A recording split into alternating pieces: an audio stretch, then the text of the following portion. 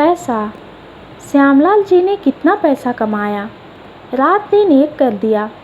शानदार कोठी भी बनाई, बच्चों को महंगे से महंगे स्कूल में पढ़ाया। सब कुछ तो उनके पास है, किसी चीज़ की भी कमी नहीं। पत्नी के पास भी जेवरों की कोई कमी नहीं। बच्चों के पास भी बड़ी बड़ी गाड़ियाँ हैं। ऐसी ज़िंदगी की हर कोई इच्छा रखता है। उनका तो अपना व्यापार है, सेवा मुक्त की कोई परेशानी नहीं। किंतु अब वो चाहते हैं कि मेरा व्यापार मेरे बेटों में से ही कोई संभाल ले। उन्होंने भी कहा, अभी हमारे पापा हमसे भी जवान लगते हैं, आप ही संभालिए। वे भी खुश हो गए। पापा की हर जगह पूछ होती। बहुएं अपनी कोई भी परेशानी अपने पापा से ही कहती, क्योंकि उनके पति सुनते ही नहीं। सभी समस्याएं पापा हल कर देते। बहुओं को त्योहार में खरीदारी करनी है, कपड़े, हार इत्यादि सामान लाने हैं, पापा जी हैं ना। अब तो पोते पोती भी हो गए। अब शरीर कुछ ज़्यादा ही थकने लगा। यही कार्य 30-35 साल पहले करते थे, किंतु बेटों ने इतना चढ़ाया, अब भी काम में लगे रहते हैं। किंतु अब शरीर बढ़ती उम्र का एहसास कराने लगा। बच्चों से कह दिया, अब अपनी जिम्मेदारियां स्वयं संभालो।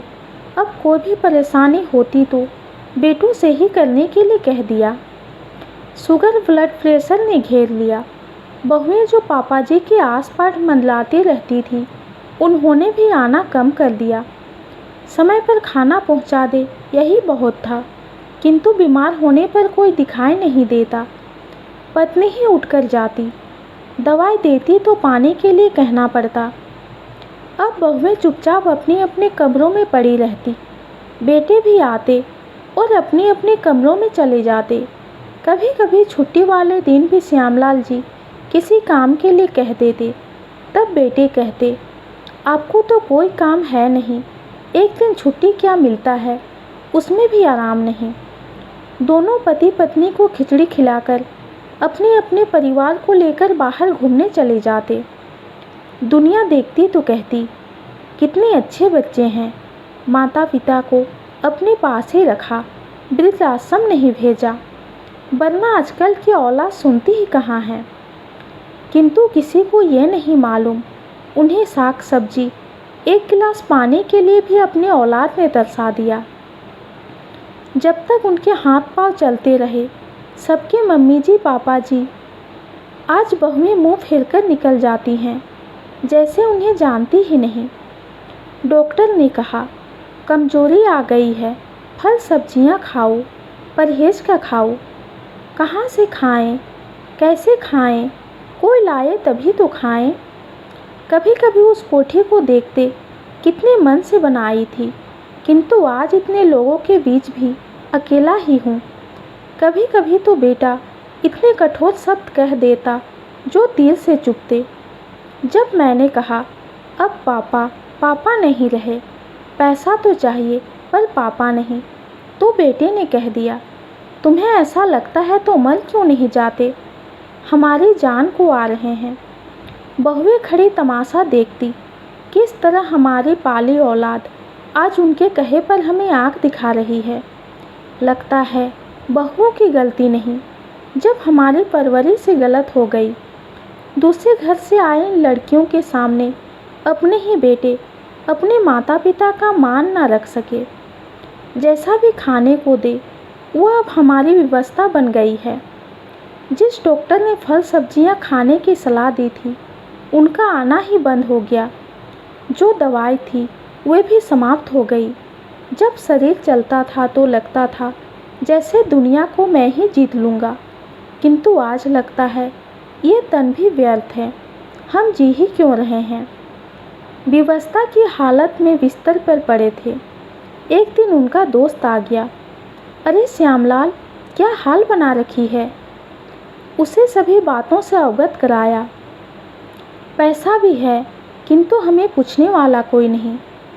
तू इस पैसे को क्या अपने साथ ले जाएगा? नहीं, ये लोग ही रखेंगे, और ये लोग तुझे खाने को भी नहीं पूछते, डॉक्टर को भी नहीं दिखाते। तू क्यों इतनी फिक्र कर रहा है? अब पैसे से रिश्ते तो नहीं खरीद सकता ना। श्यामलाल जी दुख भरे स्वर में बोले। रिश्ते नहीं खरीद सकता तो इंसान ही खरीद ले। मैं कुछ समझा नहीं।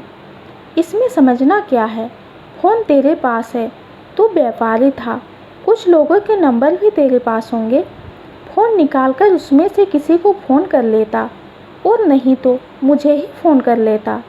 मैं ही कुछ करता। तू क्या कर लेता?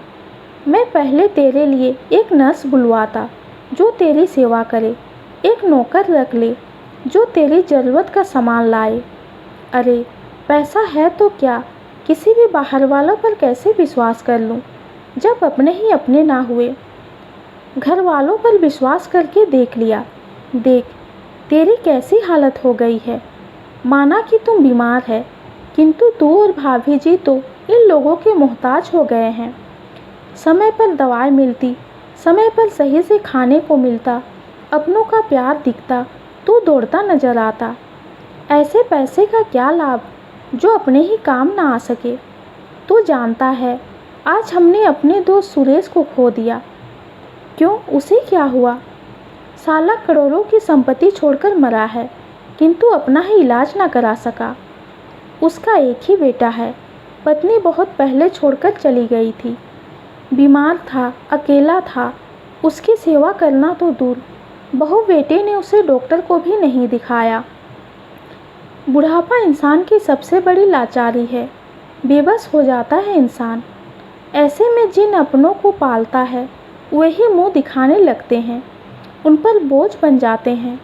उसी की खबर सुन मुझे तेरी याद आई और तुझसे मिलने चला आया। अपने भी तो तभी तक अपने हैं जब अपने काम आ रहे हैं।